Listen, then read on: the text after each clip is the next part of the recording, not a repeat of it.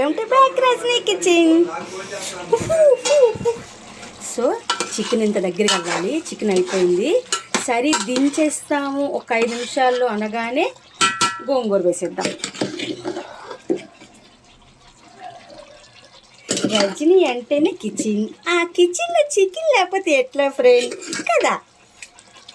So దీన్ని ఏంటంటే ఒక 5 నిమిషాలు ఇట్లా అనేసి, ఒక 5 నిమిషాలు ఇట్లా అనేసి దించేద్దాం. ఎందుకంటే నా ఫోన్ నెంబర్ మీకు తెలియదు ఫ్రెండ్. నా స్టేటస్ వేల మంది చూస్తారు, అందులో ఎవరో ఒక తమ్ముడు ఫోన్ చేస్తారు, అమ్మో రజనీకి చికెన్ గోంగూర ఉండింది అని ఫోన్ చేస్తారు. రండిరా తమ్ముడు భోంచేద్దురు అని చెప్తాను. సో పిడికిడన్నా మనం పెడితే బస్తావే దేవుడు మనకు పెడతారు.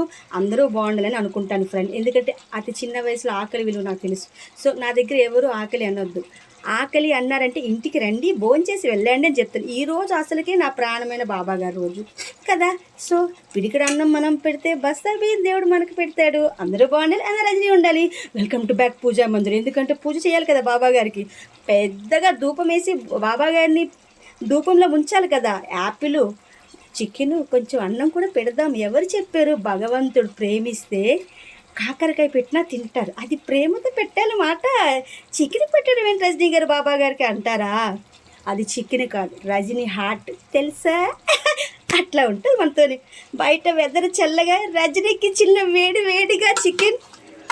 బాయ్ ఫ్రెండ్, నెక్స్ట్ వీడియోకి వెళ్ళిపోదాం, టైం లేదు.